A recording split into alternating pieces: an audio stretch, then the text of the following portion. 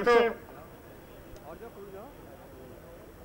अभी 5 मंत्री बोल चुके हैं, मेरे 5 मंत्री साथी, और एक बात तो मानोगे कि काम तो हो रहा है कि नहीं हो रहा है? पिछले 100 दिन में काम हुआ कि नहीं हुआ? ये मीडिया वाले पूछते हैं जी आप काम कब करोगे? आज तो जवाब मिल गया होगा। और अभी तो 5 बोले, अभी तो एक बाकी। आज हम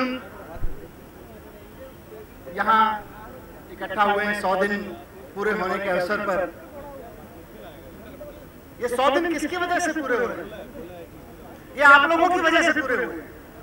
आप लोगों ने अगर इस बार 67 नहीं दी होती, अगर 36 से ज्यादा नहीं दी होती, तो पता नहीं 100 दिन फिर से नहीं पूरे।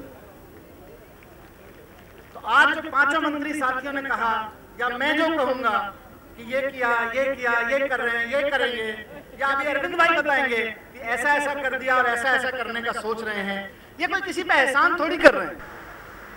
हम कोई जताने थोड़ी आए कि हम क्या कर rahe हैं। हम तो दिल्ली के मालिकों को बताने आए हैं कि जिस नौकरी पे भेजा था हम कर क्या रहे हैं। हम तो दिल्ली के मालिकों को बताने आए हैं। अभी हमारी दोस्त वर्तिका जी कह रही थी कि ये सरकार फाइट मोड में बहुत रहती है। क्या करें वर्तिका जी, हमारे साथ तो मामला ऐसा हो गया है, ये फाइट वर्ड ऐसा जुड़ गया है कि मैं एरोप्लेन में बैठता हूँ, फ्लाइट मोड में डालता हूँ तो मोबाइल भी फ्लाइट मोड में नहीं जाता, बोलो फ्लाइट मोड में ही जाना है। यहाँ तो फ्लाइट मोड ही नहीं बना मोबाइल। ये तो खैर मजाक की बात रही, लेकिन हाँ हम लड़ रहे हैं। आपने देखा कि 5 मंत्रियों ने बताया, मैं भी कुछ बताऊंगा कि काम कर रहे हैं। पिछले 100 दिन में देश की किसी सरकार का इतिहास उठा के देख लीजिए। हमारी तो नई नई बनी सरकार है, पहली बार दूसरी बार बनी सरकार है। बड़ी बड़ी धुरंधर पार्टियों की, राजनीतिक पार्टियों की सरकारों को उठा के देख लीजिए। 100 दिन में अगर इतना काम किया हो तो बताना कहीं से। उसके बावजूद मैं कह रहा हूं कि काम भी कर रहे हैं और लड़ भी रहे हैं, लेकिन किसके लिए लड़ रहे हैं? अपने ऐशो आराम सुख सुविधाओं के लिए लड़ रहे हैं, अपनी तनख्वाह के लिए लड़ रहे हैं, अपने चाचा जी के लड़के को नौकरी दिलाने के लिए लड़ रहे हैं, या अपने पिताजी के नाम दिल्ली की किसी सड़क को करवाने के लिए लड़ रहे हैं? किस चीज के लिए लड़ रहे हैं? अपने आप के हक के लिए लड़ रहे हैं, एक गरीब आदमी के हक के लिए लड़ रहे हैं, भ्रष्टाचार के खिलाफ लड़ रहे हैं। हम तो मोदी जी से मिलने गए थे शपथ से पहले, और हमने उनसे भी रिक्वेस्ट किया था कि मोदी जी, देश ने आपको ऐतिहासिक मौका दिया है, दिल्ली ने हमको ऐतिहासिक मौका दिया है, आइए मिलकर भ्रष्टाचार के खिलाफ लड़ते हैं। आपका भी भला होगा और देश का भी भला होगा। आपस में लड़ने से क्या फायदा? लेकिन मैं अभी यहाँ पीछे खड़ा था जब वर्तिका जी बोल रही थी, ये तिरंगे की तरफ देख रहा था, कितनी शान से लहरा रहा है। और ये तिरंगा जब लहराता है तो जज्बा पैदा करता है दिल में। मीडिया वाले कुछ भी कहें, विपक्षी पार्टियों के प्रवक्ता कुछ भी कहते रहें कि ये तो लड़ते रहते हैं, काम नहीं करते, ये तो पता नहीं क्या क्या बोलते रहते हैं। दोस्तों, इस तिरंगे की कसम खाई है हम लोगों ने, संविधान की तो खाई है, लेकिन इस तिरंगे की कसम खाई है हम लोगों ने। और ये तिरंगा जानता है कि हमारी देशभक्ति किसी से कम नहीं है, हम बिकाऊ देशभक्त नहीं है। हमारे जज्बे को ये तिरंगा पहचानता है। हम इस तिरंगे की आन बान शान के लिए लड़ रहे हैं और लड़ते रहेंगे जब तक सर में, जब तक दिल में जान है, बदन में जान है, एक भी सांस बाकी है, लड़ते रहेंगे। आज मैं ये ऐलान करता हूं, यहाँ पे कह रहा हूं, कुछ भी हो जाए इसके लिए लड़ते रहेंगे दोस्तों। इस लड़ाई में बस अरविंद भाई भी कह रहे थे कि ऊपर वाले का साथ है, आपका साथ है। ऊपर वाला भी कोई वो फिल्मों की तरह लाल झंडी थोड़ी घुमाता है, वो आपके माध्यम से आता है, दुआओं के माध्यम से आता है। इस लड़ाई में अगर आप चाहते हैं कि हम और आप मिलकर जीतें, तो बस एक चीज याद रखिएगा, एक दुआ करिएगा, और वो मैं भी करता हूं कि आसमां वाले मेरे सर पे अपना हाथ रखना, आसमां वाले मेरे सर पे अपना हाथ रखना। मैंने जमीन के खुदाओं से दुश्मनी मोल ले ली है, मैंने जमीन के खुदाओं से दुश्मनी मोल ले ली है। इतनी दुआ बना के रखना, ये लड़ते रहेंगे और जीतते रहेंगे दोस्तों। मैं कल टीवी चैनल्स में बार बार मुझसे पूछ रहे थे, बहुत लड़ते हो, बहुत लड़ते हो। मैंने कहा लाइटर मूड में, मैं भैया लड़ने के लिए आए थे, कौन सा डिस्को करने के लिए आए थे? आए तो लड़ने के लिए ही थे।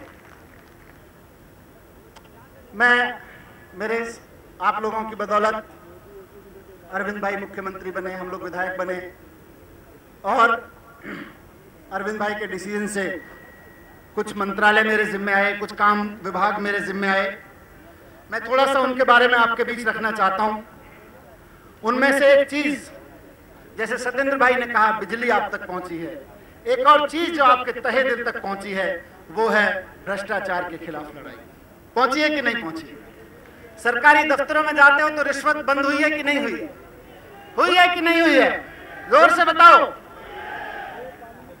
हुई है। बेईमानी बंद हुई है। अभी मैं ये नहीं गारंटी ले रहा कि सारी बंद हो गई है। अभी कभी कोई बहादुर निकल आता है कभी कभी रिश्वत लेते हुए, लेकिन आपने 67 एमएलए की ऐसी ताकत दी है कि अच्छे अच्छे बहादुरों को ठीक कर देते हैं। एक दिन पता चला 3 सब रजिस्ट्रार रिश्वत लेते पाए गए, मैंने कहा तीनों को एक साथ सस्पेंड कर दिया।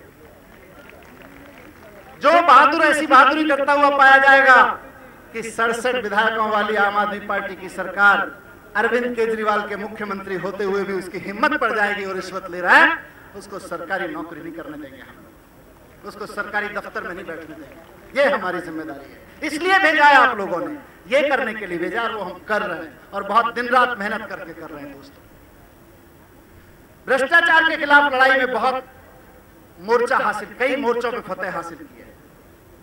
डाटा है, आप लोग अलग अलग देख भी रहे होंगे, विज्ञापन भी लगाए हमने दिल्ली में। आज का डाटा ये है 51 अधिकारी और कर्मचारी अरेस्ट कर लिए गए हैं जो लोग बहादुरी दिखा रहे थे। रिश्वत लेना आजकल बहादुरी का काम है, पहले ईमानदार होना बहादुरी का होता था, अब तो लग रहा है ईमानदार होना तो जमाना है भाई, रिश्वत लेने में बहादुरी दिखा रहे हैं। तो ऐसे 51 लोग अभी अरेस्ट हैं। ये 1031 में अभी वेतिका ने बताया 1.5 लाख से ज्यादा कॉल्स आई हैं जिन पे लोगों की मदद की है, पर ये सब डेटा है।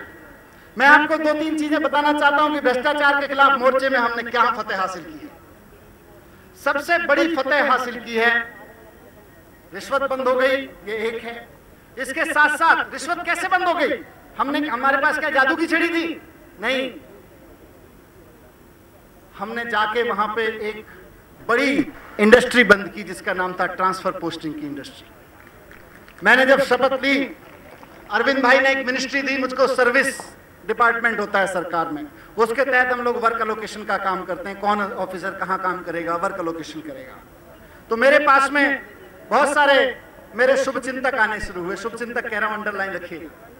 बोले सर जी एक ऑफिसर है जानकार, बड़ा अच्छा लड़का है, क्या करना है? बोलो उसको कोई अच्छी सी पोस्टिंग दे देना। मैंने कहा देना है बता दो। बोले जी साकेत में एसडीएम लगा देना। मैं अच्छा जी। एक दिन सुना, फिर दूसरा आया, भाई साहब वो एक अपना जानकार है जी, बड़ा अच्छा लड़का है, अपना वक्त पे काम आएगा। मैं बताओ क्या करेंगे, जब काम होगा तो बता। बोले नहीं अभी तो आपकी सरकार बनी है, जरा उसको एक अच्छी सी पोस्टिंग में कहाँ भेजना है? बोले जी वो साकेत में कह रहा था एसडीएम लगने के लिए। दूसरा आया, बोला जी वो मेहरौली में कह रहा था एसडीएम लगने के लिए। मेरे पास बैक टू बैक पहले महीने में 9 लोग आए शुभचिंतक। बोले जी इसको बड़ा अच्छा आदमी है जी, बड़ी अच्छी ऑफिसर है, इसको लगा देना जरा। कहाँ लगा देना जी? साकेत में लगा देना है, मेहरौली में एसडीएम लगा देना। मुझे तो पता नहीं था जी, मैं तो कभी गया नहीं था साकेत के दफ्तर, मेहरौली के दफ्तर। मैंने अपने विभाग में लोगों से पूछा, यार ये साकेत और मेहरौली इतनी डिमांड में क्यों है? बोले रेवेन्यू के अधिकारियों के लिए सबसे ज्यादा कमाई का दफ्तर साकेत और मेहरौली का एसडीएम का दफ्तर है, उस लेवल पे, एसडीएम लेवल पे। मैंने कहा अब तो कुछ भी हो जाए, यहां ऐसे आदमी को भेजना है जो हमारी तरह पागल हो, एक पैसा ना खाए ना खाने दे। और वही किया। नए नए लड़के लड़कियां नौकरी पे आए थे, उनको बुला लिया। और विभाग के अधिकारियों ने, देखो कहां से पता चलता है, हम कोई पीएचडी थोड़ी करके आ रहे हैं। हमारे ये साथी जो अधिकारी यहाँ बैठे हुए हैं, इधर बैठे हैं, इधर बैठे हैं, ये इन्हीं में से पता चलता है। बताते हैं जी, सब रजिस्ट्रार की पोस्टिंग के लिए 40-40 लाख रुपए लगते थे एक साल के लिए। अब मुझे बताओ, जो आदमी 40 लाख रुपए एक साल के लिए रिश्वत देके जाएगा, वो वहां पे क्या भजन करेगा? वो तो पैसे ही वसूलेगा, पहले अपने 40 लाख निकालेगा, बाकी दूसरों के लिए निकालेगा। एसडीएम के लिए तो पता नहीं कितने जाते थे, अभी मैंने पूछा नहीं। तो बहरहाल ये बंद किया, बुलाया मैंने सबसे पहले आने वाले लड़के लड़कियों को, 14 एसडीएम एक साथ लगाए, उनके साथ एक साथ मीटिंग की। मैंने पूछा उनसे कि बताओ आपको सूचनाएं होंगी कि ट्रांसफर पोस्टिंग में कुछ पैसा वैसा चलता था, खासतौर से जो की पोस्ट मानी जाती हैं, मलाई वाली पोस्ट मानी जाती हैं। मैंने उनसे पूछा बताओ आपको हम एसडीएम बना के भेज रहे हैं, किसी ने एक पैसे की रिश्वत मांगी मेरे से या मेरे नीचे वो आगे पीछे किसी ने मांगी? किसी ने कहा कि तुम्हारी ट्रांसफर पोस्टिंग करवा देंगे, ये फेवर कर देना? बोले नहीं। मैंने कहा जब मैं नहीं मांग रहा तो अब आपकी हिम्मत नहीं होनी चाहिए कि जिस पोस्ट पे आप जाके बैठोगे वहां पैसा ले लोगे। एक पैसा मत बोलो। शपथ खिला के भेजा उनको कि जब ईमानदारी से पोस्टिंग कर रहे हैं ईमानदारी से काम करना। इसकी वजह से रिश्वतखोरी बंद हो रही है दोस्तों, वहां इसलिए रिश्वतखोरी अब बंद हो रही है सरकारी दफ्तर, और जहां चल रही है आप बताइए, हम और आप मिलकर रोकेंगे इसको, ऐसा दावा है हमारा, वादा है हमारा। दूसरा, हमने रेड्स करनी बंद कर दी। अभी सत्येंद्र भाई बता रहे थे एक और भ्रष्टाचार होता था, वो सरकार में काम बनता है, पता चला 100 करोड़ का है। तो मुझे पिछले वालों ने बताया, कुछ पिछले वाले भुक्तभोगी साथियों ने जो भी खुश महसूस कर रहे हैं, आराम महसूस कर रहे हैं कि जिंदगी आराम से गुजर सकती है, बिना भ्रष्टाचारियों को भी गुजर सकती है, ऐसे कुछ अधिकारियों ने बताया, कुछ अंदर के साथियों ने बताया। बोले जी 100 करोड़ का प्रोजेक्ट बनता था तो मंत्री 20 करोड़ लगवा देता। बोले 100 करोड़ तो है, 20 करोड़ मेरे लगा, 120 करोड़ का प्रोजेक्ट बनाओ, क्या नुकसान है? हमारे सत्येंद्र भाई आ गए, पेशे से आर्किटेक्ट हैं, बोले मेरे को तो समझ में आता है कैसे बिल्डिंग बनती है। मैं बताओ, इंजीनियर्स के साथ बैठे, ठेकेदारों के साथ बैठे, खूब जद्दोजहद की, और बढ़िया आदमी है। कोई अब देखो मीडिया वालों को तो मिल गया मसाला, मनीष सिसोदिया ने जातिवाद शब्द यूज किया। ये नहीं समझेंगे किस लिए बोल रहा था, ये नहीं कहेंगे किस सेंस में बोला।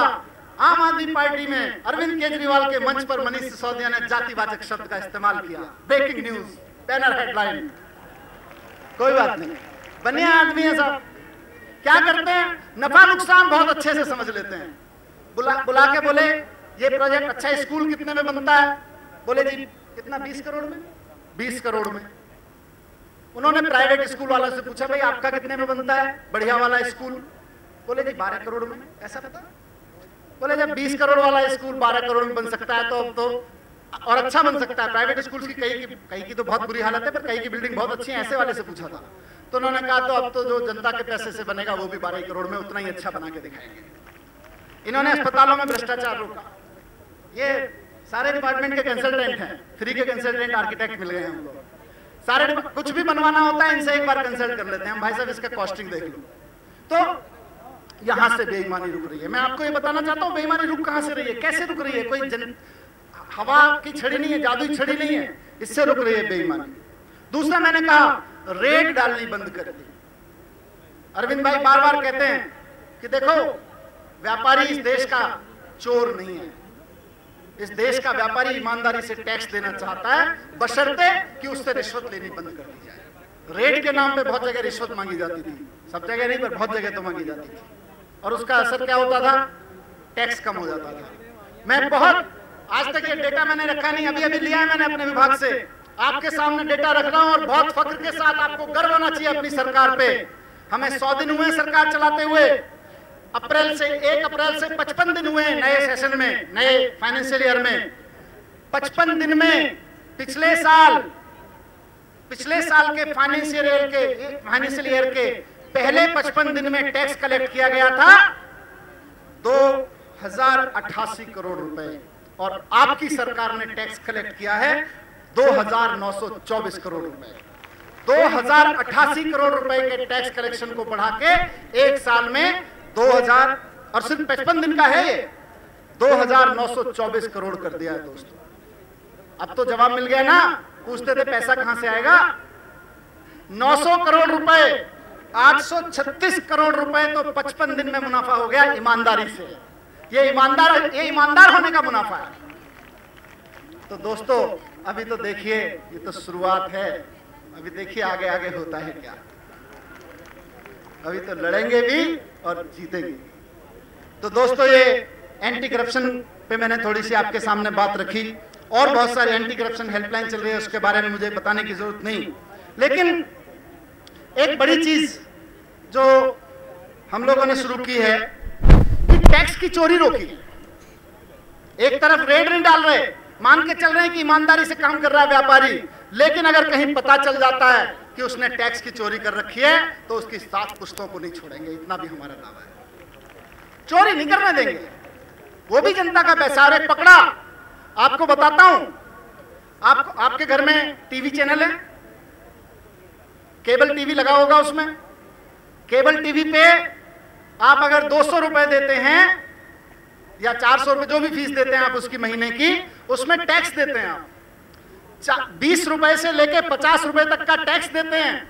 और जब मैं सरकार में गया, मैंने देखा, थोड़ा सा पता किया, तो पता चला कि आप जो हर महीने 400-500 रुपए देते हैं, उसमें से 50 रुपए जो टैक्स का दे देते हैं और केबल वाला लेके चला जाता है, वो पिछले कई साल से सरकार के पास जमा नहीं किया जा रहा था, चोरी हो रही थी। हमने बैठ के हिसाब लगाया कितने रुपए का चोरी हुआ, तो पता चला 243 करोड़ रुपए का, तो पिछले 3 साल का निकल गया है। छोड़ेंगे नहीं। जनता के टैक्स किससे लिया? आपसे लिया, टैक्स के नाम पे लिया। छोड़ेंगे नहीं। इस 243 करोड़ रुपए की पाई वसूल के लाएंगे। आपने अपनी मेहनत में से टैक्स का पैसा दिया है, छोड़ेंगे नहीं इस पैसे को। ये कमिटमेंट के साथ हम खड़े हुए दोस्तों। तो ये हम लोगों ने शुरू किया, और भी बहुत सारे इनिशिएटिव लिए हैं, पर एक, जैसे मैंने बताया, अरविंद भाई ने वित्त मंत्री का काम भी दे रखा है। बतौर वित्त मंत्री वैट का कलेक्शन, एक्साइज का कलेक्शन, टैक्स कलेक्शन, ये सब काम करना पड़ता है, करवाना पड़ता है, करते हैं बहुत सारे साथी। हमारी टीम यहाँ बैठी हुई है ऑफिसर्स की, वो करते हैं। तो मैंने बताया, पहले इस साल के पहले 55 दिन में, इस फाइनेंशियल के पहले 55 दिन में 836 करोड़ रुपए एक्स्ट्रा टैक्स इकट्ठा किया, ईमानदारी से किया, रेड राज बंद करके किया। ये एक उपलब्धि है। लेकिन दूसरी उपलब्धि जो आपके बीच में पहुंची, अरविंद भाई हमेशा स्वराज की बात करते हैं, स्वराज से करेंगे, जनता तय करेगी। तो हमने तय किया कि दिल्ली का बजट भी जनता बनाएगी, और उसकी शुरुआत हमने की दिल्ली की 11 विधानसभाओं से। दिल्ली की 11 विधानसभाओं में 20-20 करोड़ रुपए का बजट अब जनता बना रही है। जनता की ऐसी बैठकें होती हैं, वहां लोग कहते हैं, देखो जी हमें तो अपने यहाँ फलाना काम कराना है, सड़क बनवानी है, सीवर डलवाना है। एक मीटिंग में गए, आप सोच नहीं सकते, एक मीटिंग में गए तो वहां लोगों ने कहा जी हमको तो लाइब्रेरी बनवानी है। लाइब्रेरी बनवा लो, जो करना है वो करा लो, जनता का पैसा है, जनता तय करे। ये जो सरकार चलाने का तरीका है, ये हमने अभी 11 विधानसभाओं से शुरू किया है। 20-20 करोड़ रुपए खर्च करके पायलट प्रोजेक्ट है, उम्मीद करिए सफल होगा। अगले साल से 70 की 70 विधानसभाओं में कम से कम 20-20 करोड़ रुपए की पार्टिसिपेटरी बजटिंग करवाएंगे। ये एक बहुत बड़ा काम शुरू हो जाएगा। पानी, दूसरा काम अरविंद भाई ने पानी का दिया है। पानी, आपको पता है पानी के बिल तो कम हो गए, माफ हो गए कि नहीं? 0 बिल आ रहा है। आज ही सुबह किसी ने व्हाट्सएप पे भेजा था, मनीष भाई got 0 rupees bill because of you. मैं जी मेरा क्या है, आप ही का है, आप ही ने दिया था, आप ही ने वोट दिलवाया था। और एक बड़ी चीज की है, पानी तो अब आने लगा, पानी बढ़ा भी है थोड़ा सा। रेन वाटर को हमने, भगवान ने खूब इस बार बारिश भी कराई है, और हमने ईमानदारी से, जैसे आपका पैसा सहेज के रख रहे हैं, वैसे ही भगवान के दिए हुए पानी को भी सहेज के रख रहे हैं हम इस बार। उसकी बदौलत दिल्ली में पानी की स्थिति पहले से अभी सुधर रही है दोस्तों। लेकिन एक बड़ा काम और किया है, अनऑथराइज्ड कॉलोनीज में पिछले 4-4, 5-5 साल से सीवर लाइनें डल गई, पानी की पाइपलाइनें डल गई, कनेक्शन नहीं लिए जा रहे। क्यों नहीं लिए जा रहे? क्योंकि 50 गज के प्लॉट पे किसी आदमी को अगर सीवर का कनेक्शन लेना है तो उसकी फीस देनी पड़ेगी 50,000 रुपए, 30,000 रुपए, 40,000 रुपए, अलग अलग के हिसाब से। अब 50 गज के प्लॉट पे बने 5 मंजिला 6 मंजिला फ्लैट में गरीब आदमी जो रहता है, उसकी बेचारे की हैसियत कहाँ है कि वो एक मुश्त 40,000 रुपए देके, 30,000 रुपए देके अपने घर में पानी का कनेक्शन ले सके या सीवर का कनेक्शन ले सके। इसको प्रैक्टिकल बनाना पड़ेगा। जनता के पैसे से ही डली है पाइपलाइन। हमने कहा इसको 80% कम कर दो। अभी पिछले हफ्ते 80% कम किया है, 1 जून से शुरू हो जाएगा। 1 जून से आपके यहाँ कैंप लगेंगे अनऑथराइज्ड कॉलोनीज में, और जहां जहां पाइपलाइन डल गई है सारे के सारे कनेक्शन ले लेना। 1 जून से 80% कम हो गया, 20% रेट पे। जहां 30,000 रुपए लगने थे वहां 5,000 4,000 में काम हो जाएगा। और पानी की पाइपलाइन लगातार बिछाई जा रही है। और एक बड़ा काम और पानी में हुआ, द्वारका का प्लांट, बवाना का प्लांट, वाटर ट्रीटमेंट प्लांट रखे हुए थे, बना के रखे हुए थे। आपकी मेहनत की कमाई का पैसा बेकार जा रहा था, लेकिन हमने उनको 13-13 साल पुराने बने हुए प्लांट काम में नहीं लाए जा रहे थे। क्यों? क्योंकि पानी का टैंकर माफिया का धंधा बंद हो जाता। हमने कहा टैंकर माफिया से हम झेल लेंगे, इनको चालू करो। और 2 पाइपलाइन, 2 प्लांट द्वारका और बवाना के हम लोगों ने चालू कराए। ये बड़ा ऐतिहासिक फैसला था। बहुत हिम्मत दिखा के हमारे दिल्ली जल बोर्ड के इंजीनियर्स ने काम किया उसमें दिन रात, और 2 महीने के अंदर अंदर वो पूरे शुरू करवा दिए। 2-3 चीजें छोटी छोटी सी और हैं साथियों। अनऑथराइज्ड कॉलोनीज में काम चल रहा है। पानी, जो पानी आपके घर से वेस्ट होकर निकलता है, उसको कैसे वापस आप तक लाया जाए। पार्कों में वेस्ट, पार्कों में लगाया जाए। यहाँ पार्कों में घास के ऊपर भी पीने का मीठा पानी यूज होता है कई जगह, वहां उसको वेस्ट पानी को साफ करके कैसे लगाया जाए ताकि पीने का पानी सहेज के रखा जा सके, वो भी इतना इंपॉर्टेंट है। जैसे टैक्स का पैसा, उस पर भी काम चल रहा है। काफी अच्छे काम हुए। मैं ज्यादा डेटा में नहीं जाता, काफी लंबी बात हो जाएगी। 2-3 चीजें और रखनी है आपके सामने। इसके साथ साथ अनऑथराइज्ड कॉलोनीज में काम होना शुरू हुआ है। अनऑथराइज्ड कॉलोनी की, दिल्ली की सारी अनऑथराइज्ड कॉलोनीज का मैप बनाया जा रहा है। किसमें क्या कमी है, कहां पानी की पाइपलाइन नहीं है, कहां सीवर की पाइपलाइन नहीं है, कहां पे क्या क्या प्रॉब्लम है, सारी प्रॉब्लम्स की मैपिंग करके उनको रेगुलराइज करने का काम तेजी से चल रहा है। और मुझे पूरी उम्मीद है कि अगले 1-2 हफ्ते के बाद कम से कम 1 या 2 कॉलोनीज की रजिस्ट्री हम शुरू करवा देंगे अनऑथराइज्ड में। ऐसी मुझे पूरी उम्मीद है। अब एक और काम जो अरविंद भाई ने मेरे हिस्से दिया है, और सरकार में भी मेरे साथी भी, मेरी टीम के साथी जो सरकार में है, वो भी हमेशा मुझे इस बात के लिए कई बार उलाना भी देते हैं, यार तुम्हारे पास इतने सारे विभाग हैं, तुम हमेशा एजुकेशन मिनिस्टर बने दिखते हो। ये शायद देश के लिए सबसे जरूरी विभाग है, ऐसा मैं मानता हूं। अगर हमें देश को बदलना है, देश को उठाना है, तो शायद सबसे जरूरी विभाग यही है। मैं बार बार कहता हूं कि जब आपको चुनना हो कि एक पुल पहले बनाना है या स्कूल पहले बनाना है, तो स्कूल बनाना, पुल बाद में बन जाएगा। उसमें बच्चे पढ़ने के बाद पुल अपने आप बना लेंगे। स्कूल खड़ा कर देना, कई पीढ़ियां पढ़ जाएंगी। इसलिए एजुकेशन डिपार्टमेंट जो मेरा सबसे प्रिय डिपार्टमेंट है, जिसपे मैं सबसे ज्यादा मेहनत करना चाहता हूं और कर रहा हूं आप सब लोगों के प्यार से, उसमें कई काम किए हैं। और सबसे बड़ा काम जो किया है वो ये कि सरकारी स्कूलों में टीचर्स की बेहद कमी है। एक क्लास में 80-80, 90-90 बच्चे, 100-100 बच्चे तक पढ़ाने पे मजबूर हैं टीचर्स, जबकि वहां 40-50 बच्चे होने चाहिए ज्यादा से ज्यादा। प्रैक्टिकल है, कानून के हिसाब से तो 40 ही होने चाहिए, ज्यादा से ज्यादा अगर प्रैक्टिकल करो तो 50 होने चाहिए, इससे ज्यादा नहीं। अगले 1 साल में, आज यहाँ बता रहा हूँ, पूरी प्रक्रिया तेजी से चल रही है। जिस दिन से शपथ लिए 14 फरवरी से, 14 फरवरी की शाम से उस पर काम करना शुरू कर दिया था। और मैं आपको बता रहा हूँ 1 साल के अंदर अंदर 20,000 सरकारी स्कूल, 20,000 टीचर्स सरकारी स्कूलों को दे देंगे हम लोग मिलकर। ये हमारी गारंटी है। इसमें गेस्ट टीचर्स को भी परमानेंट कर रहे हैं। गेस्ट टीचर्स को भी परमानेंट करने की स्कीम लेके आ रहे हैं। उनका एग्जाम लेंगे और उनको परमानेंट करेंगे। जो काबिल नहीं होंगे उनको छोड़ देंगे, जो जो काबिल होंगे उनको सबको परमानेंट करेंगे। तो ये पॉलिसी एक बहुत बड़ी लेके आ रहे हैं एजुकेशन को लेके। लेकिन इसके साथ साथ एक स्कूल का, सरकारी स्कूल का एक का हम इंफ्रास्ट्रक्चर देख रहे हैं। कहाँ टॉयलेट की कमी है, कहाँ पानी की कमी है, कहाँ क्लासरूम में पंखे नहीं है, कहाँ बल्ब नहीं है, ये सारी चीजें हम लोग देख रहे हैं। एक स्कूल की मैपिंग करा के उस पर काम करना शुरू कर दिया है। और उम्मीद करता हूं और मुझे पूरा भरोसा है कि शिक्षा विभाग के हमारे अधिकारी इसमें लगे हुए हैं जी जान से, कि जब जुलाई में ऑफिस खुलेगा, इस बार जब जुलाई में स्कूल खुलेंगे, तो बच्चों को स्कूल की हालत बदली हुई नजर आएगी। पूरी जो सुविधाएं हैं वहां पे मिलनी शुरू हो जाएगी। 100 मॉडल स्कूल, करीब 100 हमने प्रिंसिपल्स को कहा है कि आप हमें बताइए कि क्या चाहिए, हम वो देंगे जो प्रिंसिपल मांगते हैं, लेकिन हमें वो मॉडल स्कूल चाहिए। 100 मॉडल स्कूल बना रहे हैं, बढ़िया, जहां ऑडिटोरियम से लेके सारी फैसिलिटीज होंगी। इसके अलावा 45, अभी वर्तिका पूछ रही थी 500 स्कूल का क्या हुआ, मैं बता देता हूं 45 शानदार बिल्डिंग वाले स्कूल बनने शुरू हो गए, कंस्ट्रक्शन शुरू हो गया है। 79 स्कूल्स को हम डबल शिफ्ट करने की तैयारी कर रहे हैं और करीब 60-70 स्कूल्स के लिए जमीन हम लोगों ने देख ली है। वो सारे काम आप देखिएगा, 1 साल में ये 500 का डेटा आपको घटता हुआ दिखाई देगा कि चलो अब तो 400 रह गए, अब 300 रह गए, अब तो 100, और 500 नहीं हो सकता है, उससे ज्यादा स्कूल खड़े कर देंगे जितनी जरूरत पड़ेगी। दिल्ली के हर स्कूल में सीसीटीवी कैमरा लगवा रहे हैं, यहाँ तक कि क्लासरूम में सीसीटीवी कैमरा लगवा रहे हैं ताकि टीचर्स भी गायब ना हो और बच्चे भी शैतानी ना करें। कई स्कूल में बच्चे टीचर को चाकू मार दिया, एक अभी हुआ थोड़े दिन पहले घटना। ये सारी चीजों को ठीक करने के लिए जरूरी है सीसीटीवी कैमरा लगा रहेगा। वहां सीसीटीवी कैमरा रहेगा तो सब पे निगरानी रहेगी, तो वहां पे लगा रहे हैं। हायर एजुकेशन में भी कई काम कर रहे हैं दोस्तों।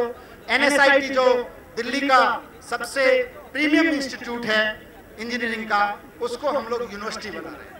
यूनिवर्सिटी बनाएंगे तो धीरे धीरे उसमें आज 4000 बच्चे पढ़ते हैं। आपके बच्चे जब तक बड़े होकर स्कूल से कॉलेज तक आएंगे 8000 और बच्चों के पढ़ने के लिए जगह तैयार हो जाएगी। 12000 बच्चे वहां पे पढ़ सकते हैं, 12000 इंजीनियरिंग स्टूडेंट वहां पे पढ़ सकते हैं। इसके अलावा वोकेशनल यूनिवर्सिटी खोलने वाले हैं, स्पोर्ट्स की एक यूनिवर्सिटी खोलने वाले हैं, पॉलिटेक्निक और इन सब पे काम चल रहा है। हायर एजुकेशन के लिए गरीब आदमी का बच्चा, शिक्षा इतनी महंगी हो गई है, कैसे पढ़ेगा? लोन सरकार, अरविंद भाई ने वादा किया था, सरकार गारंटी देगी, अमीर का हो गरीब का, जिसको लोन लेके पढ़ना है वो लोन ले लो, बाद में देखेंगे, आप पे कर देना जब अच्छी नौकरी लगेगी। अच्छी शिक्षा हम देंगे, अच्छी नौकरी मिलेगी, आप खुद चाहोगे, आपका बच्चा खुद चाहेगा कि लोन रिपेमेंट कर दे, सरकार उसकी गारंटी लेगी। उसकी स्कीम इसी साल से हम पूरी उम्मीद कोशिश कर रहे हैं कि अभी अगले 1-2 महीने में इसकी स्कीम शुरू हो जाए, तो इस साल से बच्चों को उसका फायदा मिलने लगे। एक बड़ा काम जो इन्होंने कहा, वटका जी ने भी पूछा कि प्राइवेट स्कूल की फीस का क्या हुआ, प्राइवेट स्कूल में एडमिशन प्रोसेस का क्या हुआ। आने वाले बजट जब पेश करेंगे उस दौरान तक शायद तैयार कर लेंगे हम लोग, या उससे पहले हो गया तो पहले। आज मैं बता रहा हूं आपको कि प्राइवेट स्कूल्स की फीस और एडमिशन प्रोसेस को रेगुलेट करने के लिए, उसको कंट्रोल करने के लिए हमारे कानून में बहुत भारी कमियां थी, हमारे अधिकारियों के पास पावर नहीं थी। हम एक्ट को अमेंड करके उनको पावर दे रहे हैं और स्कूल की फीस को रेगुलेट करने के लिए एक कमेटी बनाने का कानून लेके आ रहे हैं, और ये इसी साल से होगा, तो अगले साल से आपको ये प्रॉब्लम नहीं झेलनी पड़ेगी, ऐसी मैं पूरी उम्मीद करता हूँ। सरकारी स्कूलों में मिड डे मील बहुत बुरा खाने को मिलता है। मैं कई स्कूलों में गया, बहुत बुरी हालत है कई जगह। तो मैं बार बार कहता हूं कि मैं अपने बच्चे को जो खाना नहीं खिला सकता, मैं 16 लाख बच्चों को कैसे खिला दूं। तो हमने विश्व स्तरीय संस्थाओं से संपर्क करके, जो दुनिया में इसके लिए जानी जाती है कि वो शानदार स्वच्छ खाना, घर से बेहतर खाना बच्चों को मिलने लगेगा। अगले साल से ये चीजें शुरू हो जाएंगी, उस पर काम शुरू कर रहे हैं। फार्मर्स को सहायता देना, पिछली सरकारें तो मानती थी कि दिल्ली में किसान ही नहीं है, ऑन रिकॉर्ड मानती थी, और उसका नुकसान दिल्ली के किसानों को यह होता था कि जब केंद्र सरकार मुआवजे का ऐलान करती थी कि किसानों को नुकसान हो गया, तो आज तक दिल्ली के किसानों को कभी केंद्र सरकार की ओर से मुआवजा मिला ही नहीं। आज भी जब हमने कहा कि सरकार माने ना माने, पिछली सरकारों ने माना ना माना, केंद्र सरकार माने ना माने, ये किसान हम में से, हमारे आपके जैसे ही हैं, हम भी इनमें से एक हैं। अगर इनको नुकसान हुआ है तो सरकार की जिम्मेदारी बनती है कि इनको मुआवजा दिया जाए। तो पहली बार ऐतिहासिक मुआवजा अरविंद भाई के नेतृत्व में घोषित हुआ, और आपको जानकर आश्चर्य होगा कि अब तक जब मुआवजा घोषित होता था तो 3-3, 4-4 साल बाद मिलता था। पहली बार ऐसा हुआ कि मुआवजे का ऐलान हुआ और 1 महीने के अंदर चेक बटने शुरू हो गए। गति धीमी हो सकती है, अभी बहुत सारे रिसर्च कर रहे हैं उस पर, बहुत सारे सर्वे में थोड़े बहुत लोग भी कर रहे हैं, भाई इतना था, थोड़े सेटल हो जाएंगे।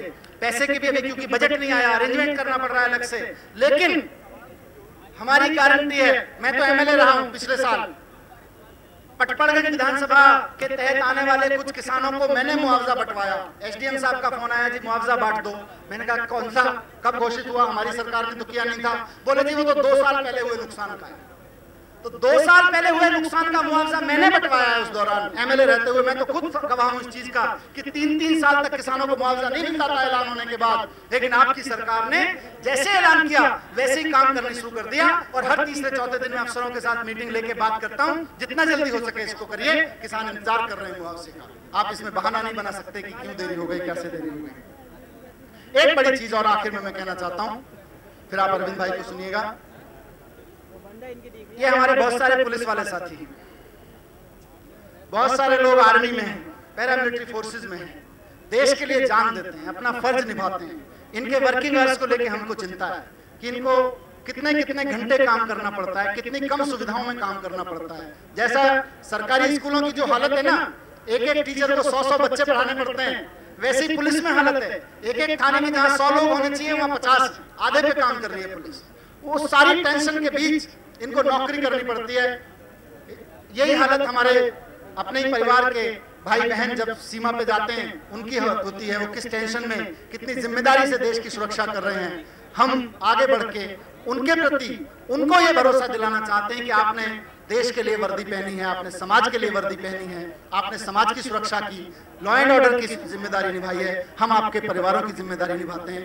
आप अपना फर्ज ठीक से अदा करिए, हम समाज का फर्ज ठीक से अदा करेंगे। इसके लिए दिल्ली सरकार ने एक फैसला किया है कि हर वर्दीधारी को, वो चाहे पुलिस में हो, वो चाहे आर्मी में अगर कोई व्यक्ति अपनी फर्ज की कुर्बानी देते हुए, अपने फर्ज निभाते हुए कुर्बान होता है तो उसके परिवार को उसकी क्षति कभी पूरी नहीं की जा सकती, जो लॉस होता है वो पूरा नहीं किया जा सकता। लेकिन उसके बावजूद समाज की जिम्मेदारी बनती है कि तुरंत सहायता के लिए कुछ तो उपलब्ध कराए।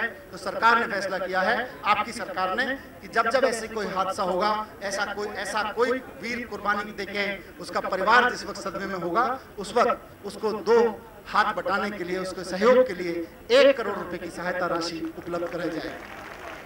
ये क्योंकि जिम्मेदारी निभा रहे हैं वो हमारे लिए। हम चैन से सो सकते हैं क्योंकि यहाँ एक वर्दी वाला खड़ा रहता है और एक वर्दी वाला बॉर्डर पे खड़ा रहता है, इसलिए चैन से सो सकते हैं। इनके प्रति हमारी भी जिम्मेदारी है। तो ये सारी चीजें हैं दोस्तों, बहुत सारी और चीजें हैं जिसमें मैं समझता हूँ कि आप खुद देख रहे हैं कि कितना काम हो रहा है और मिलके कर रहे हैं, सबके साथ मिलके कर रहे हैं। मैं बस आपसे एक ही चीज कहता हूँ कि दुआएं बनाए रखिए, दुआओं में बनाए रखिए, हम सब ठीक करेंगे, मिलके ठीक करेंगे। भारत माता की इंकलाब। धन्यवाद सर।